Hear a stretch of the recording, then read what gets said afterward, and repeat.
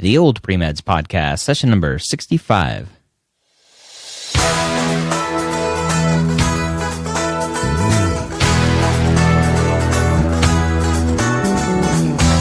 You're a non-traditional student entering the medical field on your terms.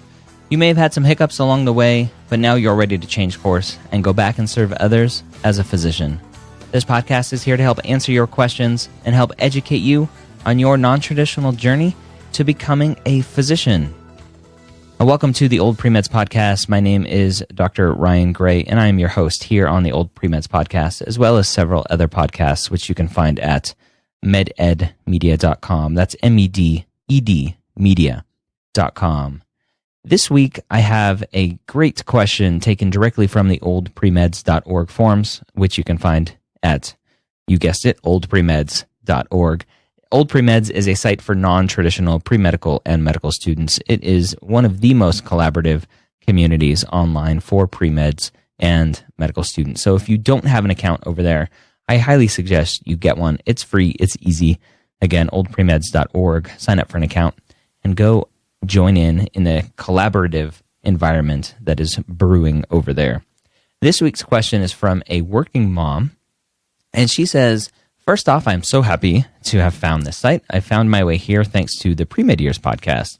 I'm a 29-year-old working mom. I have 2 young children who has been in the environmental health and safety industry, mainly for manufacturing companies, for about 6 years. I originally applied to medical school in 2008, but I'd call it a wimpy effort at best. By the time I finished my undergrad, I was not very confident in my dreams or my commitment to 4+ additional years in school, and ended up taking my backup plan. We've talked about backup plans before on the Pre-Med Year, so if you haven't listened to those, go listen. All right, that was my interjection. I got my master's in environmental talks and immediately started working after graduation. Over the years, the realization that medicine was in fact my dream has become a lot more obvious, but I have never felt like there was a good time to transition. About 6 months ago, I bit the bullet and signed up to retake the MCAT. I took it January 28th, so I'll be receiving my scores at the end of February. My plan is to apply early for the 2018 cycle, so meaning she would apply June of 2017. My stats are potentially competitive, 3.9 undergrad GPA and 3.6 graduate. Those are great scores and great stats, along with a good community service history and participation in undergrad, grad research, and shadowing. I'm not super confident that I did well on the MCAT, and I am trying to gauge the point at which I decide that I will not submit an application. I'm applying to an allopathic program if that makes any difference. Does anyone mind sharing their own stats and or opinion of a threshold MCAT score for applying? All right. So, if you don't know me and my thoughts on these types of questions, then what I will say now might sound a little harsh, but here are my thoughts. It does not matter what other people's stats are. The only person that you are competing against to get into medical school is yourself. You need to trust yourself, and you need to trust your stats, and know that stats are only part of the application. A 3.9 undergrad GPA is great. A 3.6 graduate GPA is good. An MCAT score is one part of a puzzle for a full application. This person, 29-year-old working mom, will have a great story to tell if she tells it properly. And here's the biggest part of the application that people miss, is telling that story about the non-traditional journey that you have been on that separates you from everybody else. What makes you special is not your MCAT score. It's your story, your journey, your path. That's the story that you need to tell. It doesn't matter what your MCAT score is. All right. With that said, there's one thing that stood out in this question, and I wonder if you picked it up. This student said that she was applying to an allopathic program. One program. That is a huge mistake. I understand that students have challenges, especially non-traditional students. They have challenges with their location restrictions. And if this student, this working mom, is married and her husband has a job and can't relocate, and kids are firmly integrated in the schools and can't relocate, then applying to one school is going to be a huge, huge risk.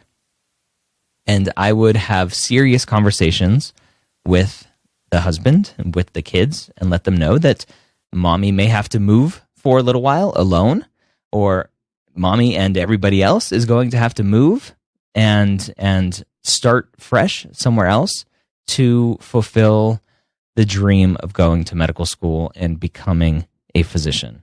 It is a huge challenge, a huge risk to only to apply to one medical school. If you look at the stats, the averages for MD schools, it's 14 to 15. If you look at the averages for DO schools, it's 14 to 15.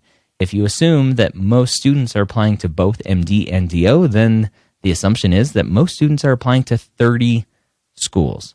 That's a lot of schools. It's a lot of money, but every school is looking for something different.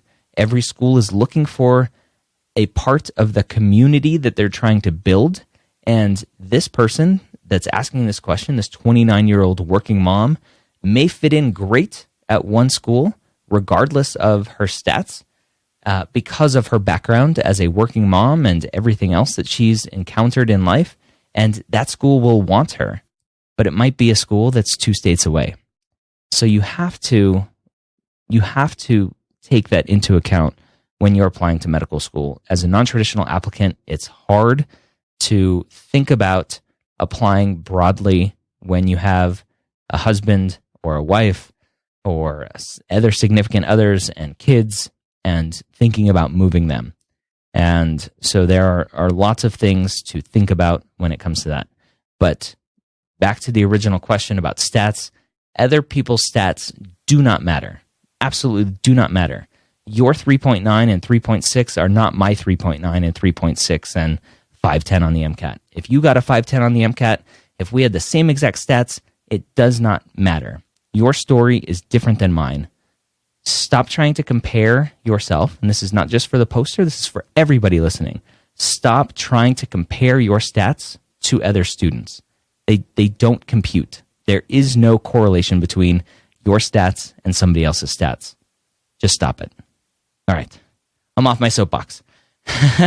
I hope that helped answer some questions about stats, and applying to one school is what I'm reading into that. Hopefully she maybe meant applying to allopathic programs. Maybe she mistyped that, but I don't think so. I'm assuming it's one school because of family obligations and other things. So if you have any questions that you would like answered here on OldPreMeds podcast, go to oldpremeds.org, sign up for an account if you don't already have one, and ask away.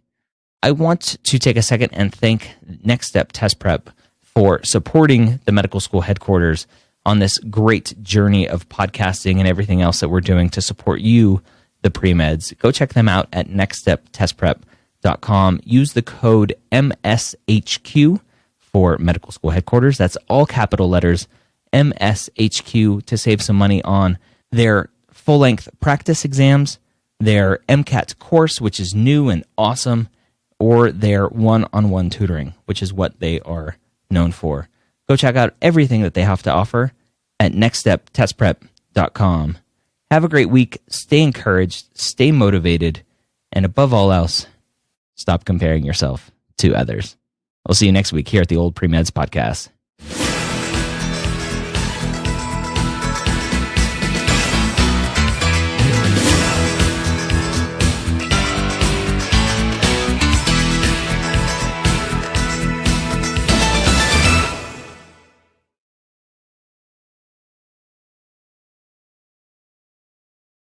If you have any questions that you would like answered here on the MCAT, or not the MCAT, this is not the MCAT podcast.